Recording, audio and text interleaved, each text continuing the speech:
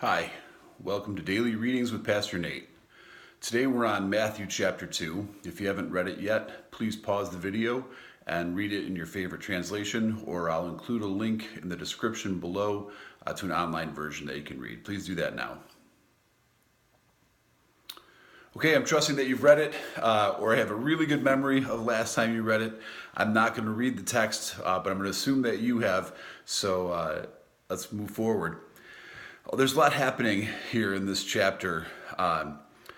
Jesus has just been born, and Magi, in most translations, or wise men in some, come from the east to worship him, to pay tribute to him. And we don't know exactly how the word Magi is being used here, but these were men of some influence, men of some standing. The word is most commonly translated magician, and we see it translated that way elsewhere in the New Testament. It also referred to priests in what is modern day Iran, and these men may have been priests who made that journey. It says Magi from the east. It's a different way of stating it than when you see Simon Magus or Simon the magician in the book of Acts. So it's probably referring to someone more than just a magician, but one of these men of standing, these scholars, these astrologers and astronomers and alchemists who were living in what is now Iran. And they saw a sign in the heavens. They saw a star, and like I said, they were astrologers and astronomers, and they took that as a sign of something important, of a king being born. And they traveled across the Arabian desert to find this king.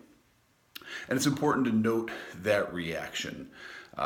They see a sign that a king is born, and they put their lives on hold. They journey across a desert, which is never an easy trip to make. It was even less easy back then. There were no trains, there were no cars, there were no planes. They were on horses or donkeys, probably camels. They were planning their journey from oasis to oasis to get the water that they needed, and they would have had to stop and gather food at checkpoints along the way, towns, villages, cities along the way. And they freeze everything they're doing to leave their homeland and make this journey so that they can see this king who's been born, so they can worship him, they tell Herod. And we see them giving these gifts. They're paying homage to the king that's been born. And then I want to contrast that with the way that Herod reacts. Herod learns that this king has been born, and it says Herod was troubled, or Herod trembled, depending on what translation you're looking at. And it says all of Jerusalem with him. So here on the one hand, you have these wise men, these priests or magicians from this other country who are enthusiastic enough about the coming of this king to make this difficult journey to see him.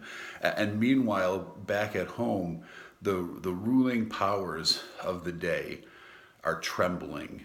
There was fear, there was apprehension. Herod had worldly power, worldly authority, and he saw in the news of the birth of this king a threat to that power. And it was a very real concern. If people are coming from a far off land to worship a newborn king who's not of your line, who you knew nothing about. If you're the king, you're not entirely off base to be concerned about that. That is a very real, very direct threat to your power. But it wasn't just Herod who responded this way. It says all Jerusalem with him. The people of Jerusalem were largely people with some standing, people who had political influence, people who had some degree of affluence. It was a city, they were protected in a way that other little towns and villages weren't. They were living nearby the temple and benefiting from that. And mostly it's talking about the upper class of the city and the rulers. But even as you go down the line, those people who didn't have the influence, who didn't have the affluence, were still benefiting from the influence and affluence that their masters or the people they were doing business with had. And so when they hear about this disruption, when they hear about this intrusion in the established order, they can't help but be apprehensive about it. They can't help but be fearful about it. And as you read through the rest of the story, you see where that fear drives them. The fear turns to persecution. if we can quote I won't quote it, but if you think of Star Wars, right, they talk about the dark side. Fear leads to hate. And that's kind of what we see happening here. This fear of losing power leads to a hatred that finds expression in murder. They start killing off all of these infants in an attempt to thwart this king before he gets started. It's a horrific event motivated by their desire to not lose the power that they have, to not lose the influence and affluence that they have. And it stands in stark contrast to the reaction that we see from these wise men.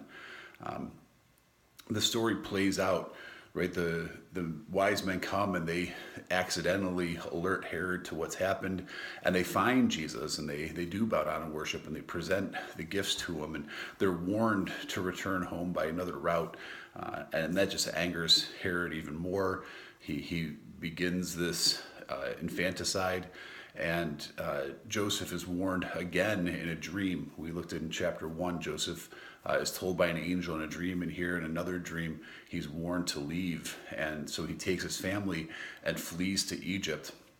And there's sort of an indictment here of the nation Israel. It wasn't really a nation at that point, but God had delivered his people Israel out of bondage in Egypt and brought them into the promised land. And here we have God in the flesh coming, interrupting human history to be with us, to connect with us, to intervene on our behalf. And he is forced to flee back into Egypt for his own safety. It says something about the people of God, that they were so far off from God that his own son had to flee from the promised land back into Egypt for his safety. And then eventually Herod dies, and this threat dies down, and God tells Joseph it's safe to come back into this land. And Joseph has his own little exodus along with Mary and Jesus as they return to the promised land from Egypt. And then things go quiet for a while before Jesus' adult ministry begins. But I can't help but reflect on this contrast between these two different responses to Jesus' arrival. You have the people who should have been most excited. You have the religious people, the chosen people, God's people, the one whose promises were being fulfilled, right? Matthew's very intentional about pointing out several different Old Testament passages that are related to this story of Jesus' arrival. There's 3 specific quotes just in this chapter, and Matthew's intentionally drawing us back to the Old Testament, intentionally contextualizing Jesus as the one who had been promised, as the one who was coming to the Jewish people, and he's not accepted. They would rather hold on to what earthly authority they have, what earthly power they have, what earthly goods and possessions they've accumulated for themselves. They see Jesus as a threat to those things, and they're not wrong. Jesus is a threat to those things. If you pay attention to his ministry, if you pay attention to the calls that he puts on people's lives, he's a threat to all of our influence and affluence. But it begs the question, how will we respond when Jesus arrives in our life? He's burst into human history at the Nativity. He's interrupted human history. But he does that with us individually as well. It might not be as spectacular as the virgin birth, but Jesus breaks into our lives. Jesus interrupts our lives. As he draws close to us, as he invites us to draw close to him. And that fear of Jesus taking away some of our authority over our own lives is a very real one. Because Jesus says over and over again throughout the Gospels, "Come and follow me." He invites people to live as he lived. He invites people into a relationship with him that requires obedience. That's what it means for Jesus to be king. That's why it's fearful for the people of Jerusalem. Because if he's king, he has a rightful claim to their obedience. If he's king in our lives, he has a rightful claim to our obedience. How will we respond? Will we put our lives on hold the way that the Magi do? Will we journey at our own expense to find Jesus? Will we pursue our relationship with him even when it's costly, even when it requires sacrifice? Or will we tremble? Will we try to hold on to the things that we feel like are ours, even if we risk resenting Jesus as a result? Jesus himself will tell us later on that we can't serve God and money. And money there, I think, is a stand-in for more than just actual financial wealth. We can't be committed to preserving our earthly possessions, our earthly influence, our earthly affluence, and be committed to letting Jesus run our lives. There should be some tension in us. There should be some apprehension, because if we recognize that Jesus is king, he has the right to call the shots.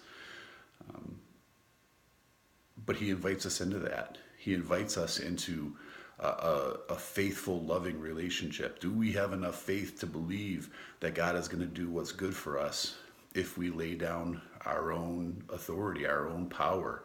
If we submit to him as our king, do we trust that he's going to make that worthwhile for us? Because if we do, if we trust that, then it makes sense to journey across the desert. If we don't trust that, then of course we're going to be fearful. That's the thing that we need to wrestle with as we read through this chapter today. Am I Herod? Am I the aristocrats of Jerusalem, fearful of what it means for the king to arrive in my life? Or am I these wise men, wise people, willing to journey across the desert to experience the newborn king? I'll invite you to wrestle with that through the rest of the day, and I'll see you tomorrow. If this was beneficial to you, feel free to like it, feel free to subscribe, feel free to share it with other people. And as always, I would love for you to leave comments down below. I'm very new to this still, so if you have any feedback that you think would improve these videos, please let me know. And if you have any questions that I didn't answer, or if I said something that didn't make any sense, please mention that in the comments, and I'll do my best to answer it. Have a good day.